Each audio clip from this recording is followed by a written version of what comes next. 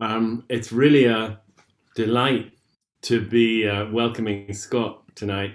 Scott is um, a guy that I've known actually quite a number of years, um, in mostly through attending. Well, initially through attending the North American Samba Kyodan retreats, sessions that used to happen annually, led by Yamada Roshi.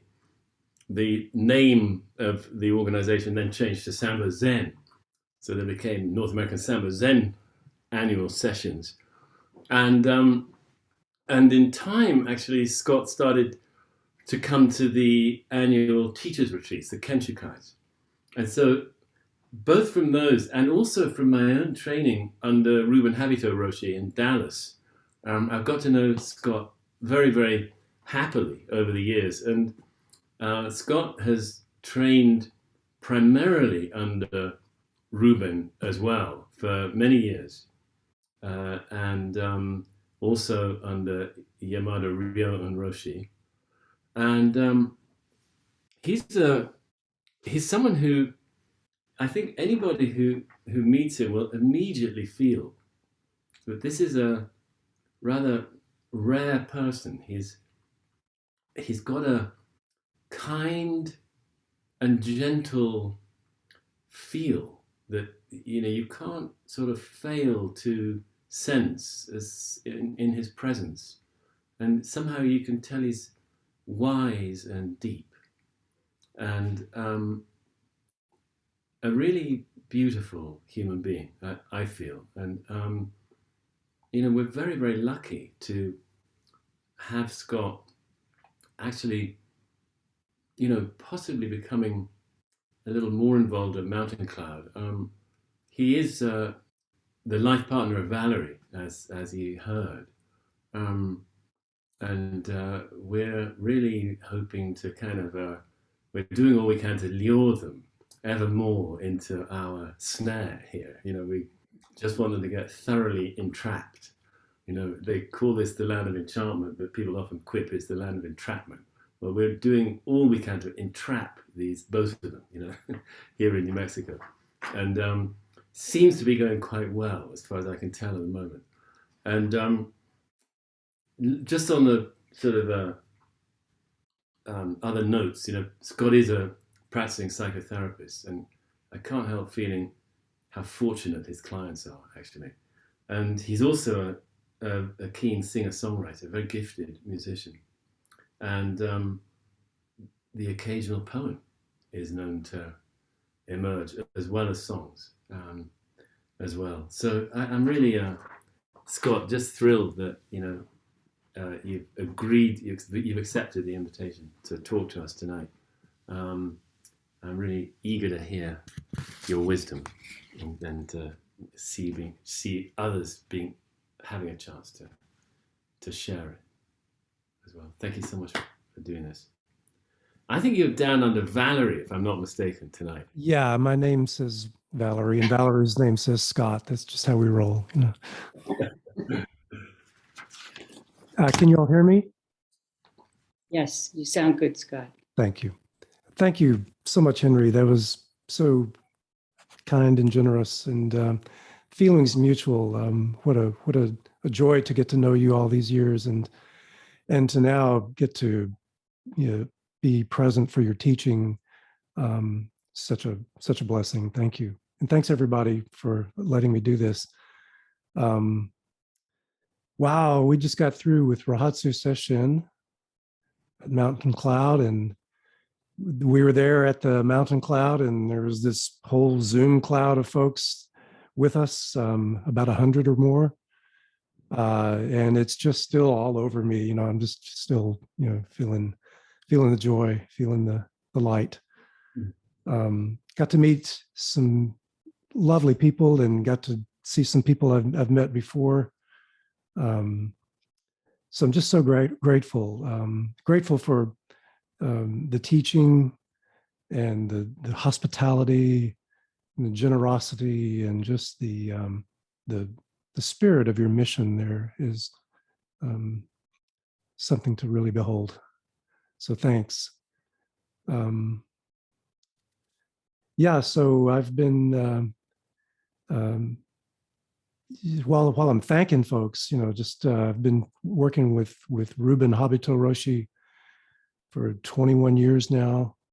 I got to meet the abbot Yamada Rion Roshi in 2011 and start doing some Dokusan with him periodically, and then invited to Kinshikai in 2014, I think. And so all these teachers and all the Sando Zen assistant teachers and associate Zen masters and senior students, just the opportunity to join with them and study with them is unique, and I'm so grateful. I'd like to also thank Mara Noon for her beautiful talk that was broadcast a week before, the Thursday before Rahatsu. If you know Mara, you know this, but her wisdom and her insights into what it is to live with pain and illness are powerful and unique, and her presence teaches as much as any of her words. So if you haven't heard that talk, I imagine it's up on the website. I really recommend it. But she taught us beautifully to lean into that which troubles us. And this was a theme echoed by Henry often in the Rahatsu as well. I'll maybe touch on that at times tonight. But Mara, if you ever hear this, thanks. And Valerie and I got to visit her on Thanksgiving Day at her place, and she's so hospitable and beautiful. We exchanged some music, and it was just a lovely time. So if you're around Mara, you're around medicine. Of course, if you're around anything, you're around medicine. The whole world is medicine, right? That's what I'm going to talk about tonight. And I can almost hear you going, really? Again? We're going to hear about medicine and disease? Yep. Case 87 of the Hekigan Roku, the Blue Cliff Record, Unmon's Medicine and Disease. Commonly used koan these days, I imagine, given the pandemic. It seems natural. I know Valerie used this for her talk on a Thursday back in June here at Mountain Cloud. And Henry, I think you probably did one on this not too long ago yourself. I don't know. But yeah, it makes sense to do this. But come on, really, again?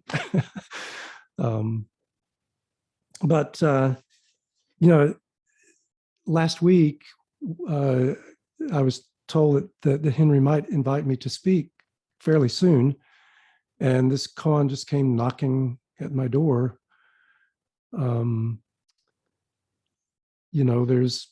a lot going on with the pandemic.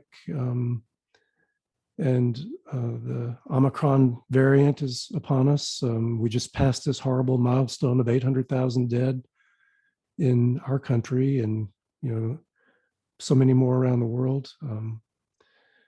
And bad news is this variant, as you know, is more contagious, more dangerous in that sense.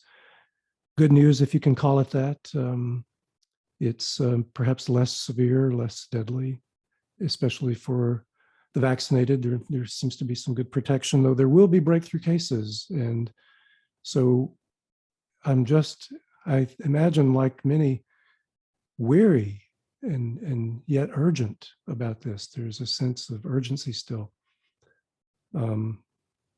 Personally, I'm a family man. I got 3 young adult grandchildren who are going back to school now. One's at St. John's, and another in graduate school in Chicago, and a third who just returned from a months-long bike trip through Europe, touring through Germany and Romania, Austria.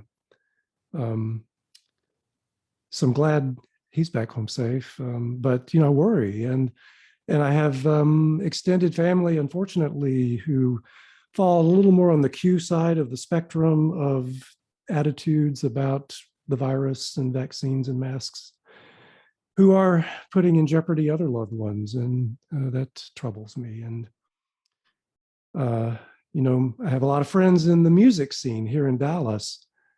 And, you know, this summer looked a little safer. People were kind of getting back to work and going to play at the clubs. And I even went to a couple of open mics myself that were very well organized and socially distanced and masked. And, you know, it just seemed like maybe things were normalizing a little. And now, here we go again. And I'm worried because my friends don't seem to have gotten the message.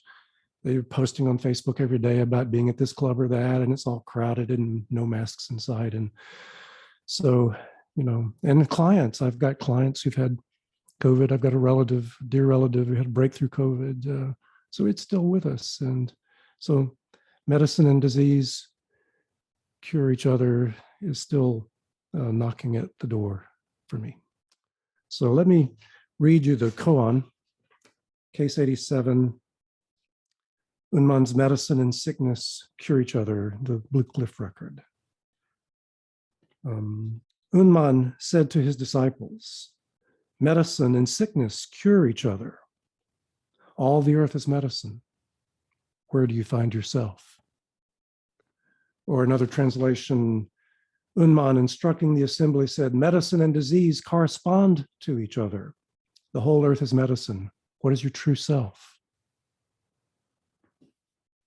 You may know about Unmon, and I won't go into a lot, but this is a powerful person in our, you know, in our ancestry.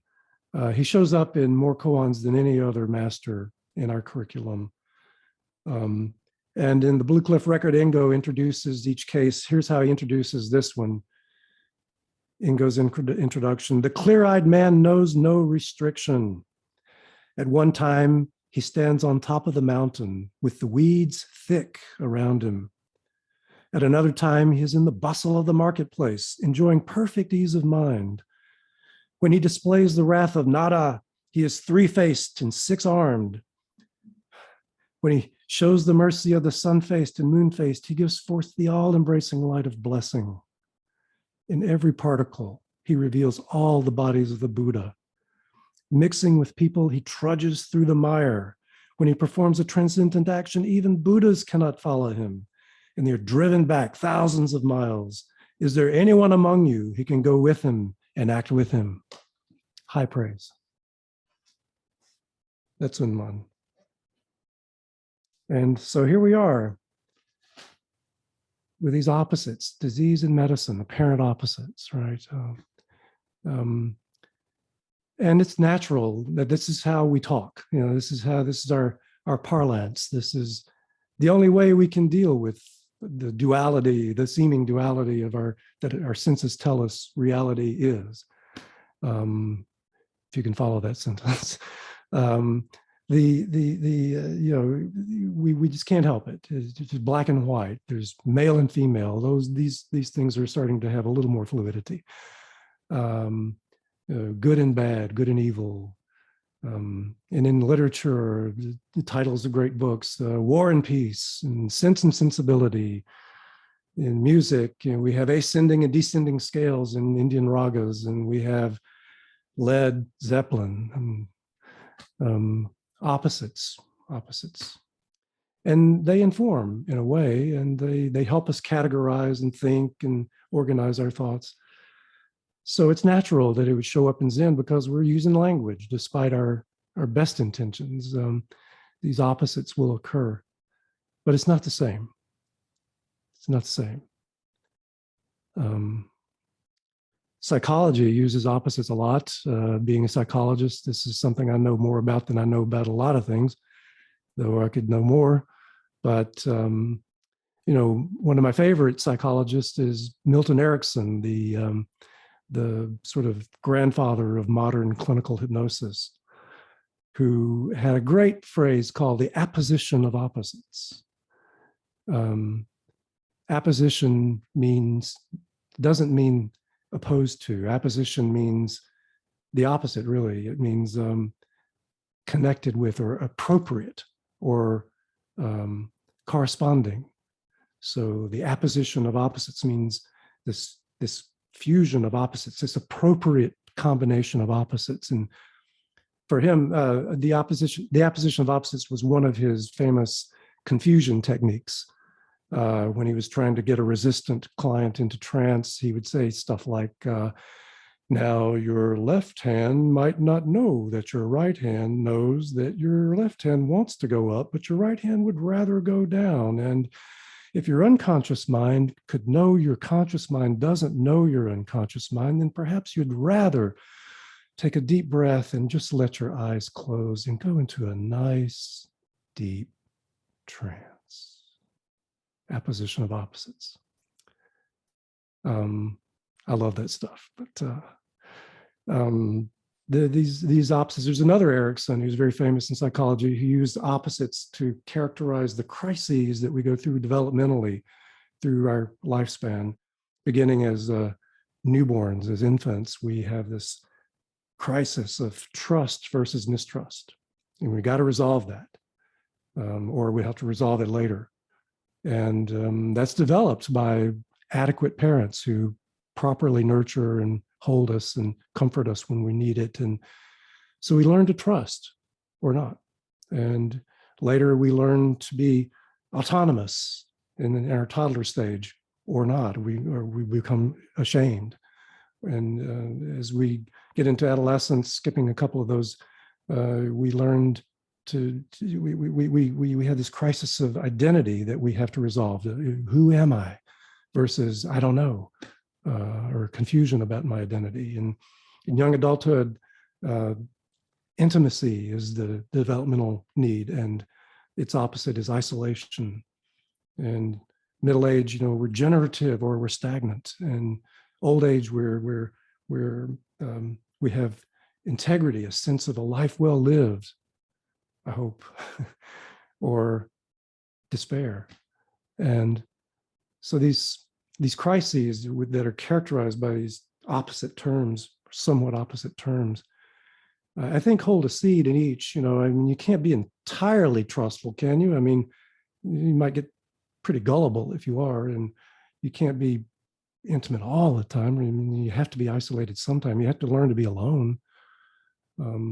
So it's interesting, it's important, but it isn't Zen. Not Zen. And I was a theater major. I was an actor before I was a psychologist. And my favorite theater was what you'd call the avant-garde, or the experimental theater, or the poor theater, as Jerzy Grotowski in Poland called it. And he had a term, if you like apposition of opposites, check this one out. Oppositorum via negativa. Sounds like a Harry Potter spell. This is his thesis about actor training. This gets interesting.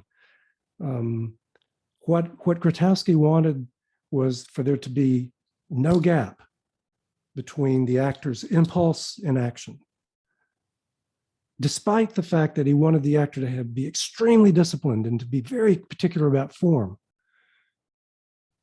So this is beginning to remind me of Zazen, and he was influenced, in fact, by Indian thought, by yoga sutras, and by no theater in China.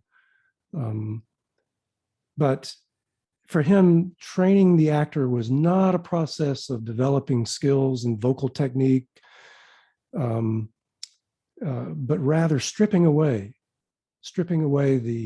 the obstacles to authenticity. And he wanted the actor to burn up, to vanish, so that there's just nothing left between the actor and the audience. A noble, holy effort, I think. Still not Zen. Still not Zen. So Zen has the opposites. We got form and emptiness. We've got samsara, nirvana, and we've got absolute and relative and others, and we have disease in medicine. And here's the difference. For one, medicine and disease correspond cure, because, or not because, they're one thing. And, you know, every koan is about you, and this one is too. What is medicine? It's Peg. What is disease? It's Karen. What is medicine disease? It's Henry. It's you, it's me.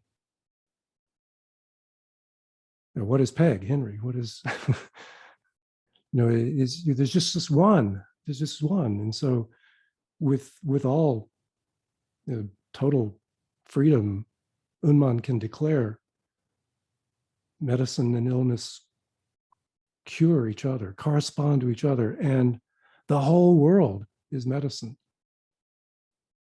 He's kind of kind, I think, in this sense. I mean, he could have said, I think, he could have said, the whole world is disease, could have. And in case 6 of the Hekigan Roku, Unmon says, every day is a good day. And I guess he could have said, every day is a bad day.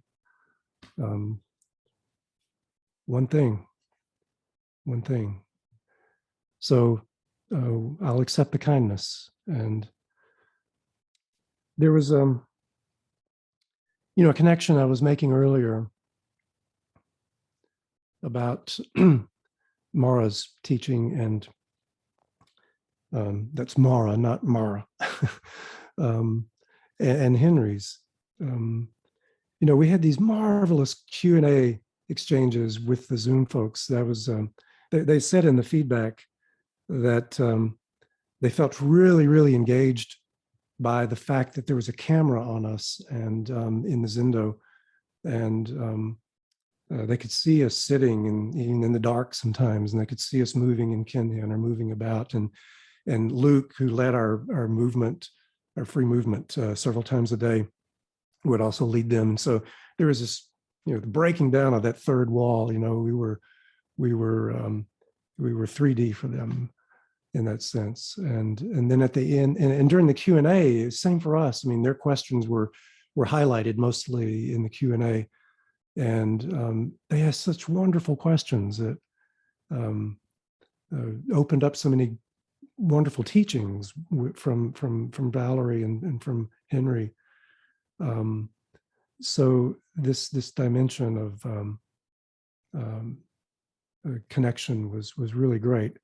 I went off on a tangent there, but I was trying to say that part of what kept getting taught, or some of the questions were like, what do I do if I'm sitting and I want to do zazen, and I'm doing it, and yet I'm thinking about the meeting I'm going to have tomorrow or next week at the office with that person I don't like, or that was implied in one of the questions at least, and I can't quit thinking about the way I messed up in the last meeting, or just any of the poisons that arise while we're sitting, these aversions and these attachments that arise. And Henry would say, well, give it some space. Let it be there. It's, get curious about it. It's teaching you now. And by golly, yeah, you learn from this poison. This poison is medicine. That's not an equation either. They're one thing. It's not the poison equals medicine. It is. They're the same. So that's you sitting on your mat as you sit with all the things that arise. Lean in, give it space. And that's the whole world. As you lean in and you move in some beautiful motion toward your authentic self, your real bodhisattva self. That's the whole world. So, is that your true self? Yeah. So again, thank you. And stay safe. And I hope to see you again in person, beautiful people, and again in these ways, over and over. And my heart is filled with gratitude. Thank you.